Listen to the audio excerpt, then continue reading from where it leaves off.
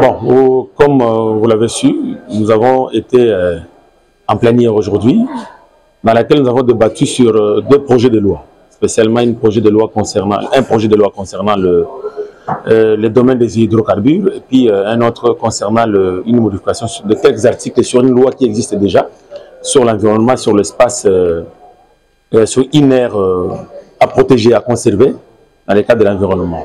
Mon intervention a porté beaucoup plus sur le domaine des hydrocarbures, parce que nous avons essayé de comprendre qu'il y avait un accord qui nous mettait en jeu avec l'Angola et aussi avec l'Ouganda, mais la question qui m'a préoccupé était beaucoup plus liée aux conditions de travail qui ont été mises en place entre nous et l'Angola, parce que nous devons travailler avec l'Angola.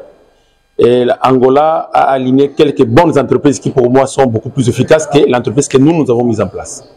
De notre côté, ici, il est noté que nous avons aligné Sonaidroc, qui est notre société, bien entendu, mais qui a beaucoup de problèmes, beaucoup de difficultés, qui manque assez de moyens. Lorsque nous regardons en face que nous avons Sonangol, nous avons beaucoup d'autres sociétés, à peu près 5, qui sont beaucoup plus efficaces, qui répondent à certaines exigences à laquelle Sonaidroc ne pourra pas tenir. C'est une exploitation concurrente qui se font ou qui va se faire entre la RDC et l'Angola. Donc il faudrait bien que de notre côté, nous alignions une structure ou deux ou trois mises en place spécialement pour répondre à une production ou une exploitation efficace pour que nous ayons la part du lion.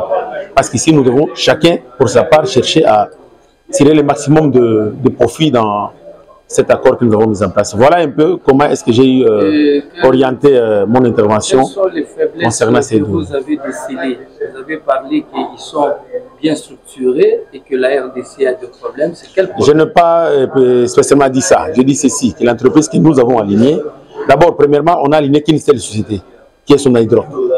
Alors que l'Angola devait normalement aussi aligner Sonangol. Nous voyons qu'au-delà de Sonangol, il y a beaucoup d'autres sociétés. Donc c'est pour maximiser la production. Et pourquoi ne pas faire de la même manière? Aligner aussi d'autres sociétés, mais rien que sur le nombre déjà. Et lorsque nous voyons la configuration, la situation financière de notre société face à celle de l'Angola, il n'y a pas match. Sonangol a réalisé près de 80 milliards de dollars rien que sur l'exercice de l'année passée. Vous voyez un peu les statistiques de Sonaidroc. Comparé, vous allez trouver qu'il faut bien qu'on donne le moyen à Sonaidroc, qu'on procède même à des réformes dans l'entretemps, et aussi pourquoi pas aligner d'autres structures qui peuvent davantage permettre à ce que nous puissions gagner dans cette exploitation. Donc voilà un peu. Vous faites des recommandations aux membres du gouvernement? Et bien entendu, c'est déjà de ça que je parle. Là, je parle d'une réforme de Sonaidroc pour la rendre beaucoup plus compétitive. C'est déjà une réforme, c'est déjà une proposition qui a été faite.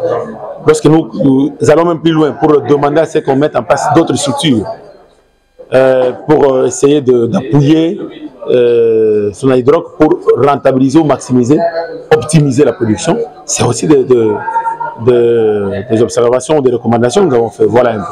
Quelles sont ces structures-là qu'on peut ajouter?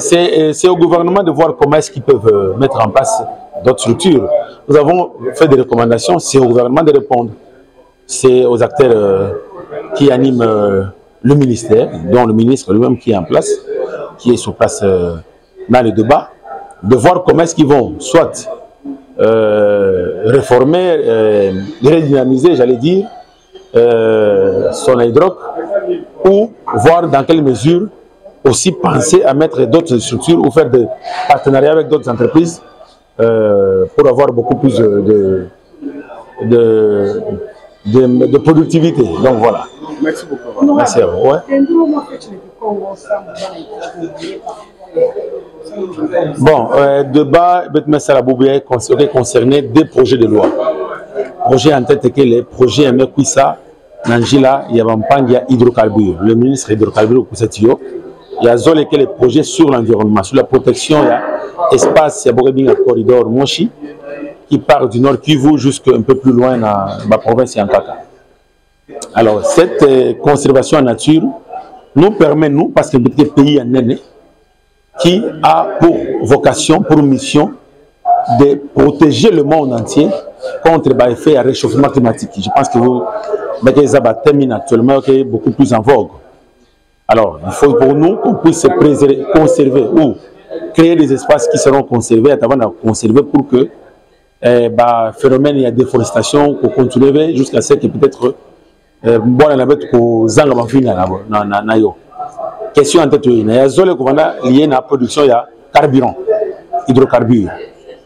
Rien peut le mal na côté na bête ko aligner ba société angolo. Quand la bosse fait tout la kaka son hydroc yo kaka. Vous pensez à ce que son hydroc, vous pouvez avoir moyen à ce qui avant beaucoup plus compétitive. Ou alors, vous aligner la structure en caca comme l'a fait l'Angola, parce que l'Angola met tout le son Angola. Angola qui est sauté mochi, il y a l'État qui est son Angola. Mais sur la liste, il y a son Angola. Donc, il y a société en caca à peu près 4 ou 5. Donc, c'est pour maximiser la production. Donc, voilà, en bref, le Congo, c'est ce que nous avons traité aujourd'hui. Merci. Okay.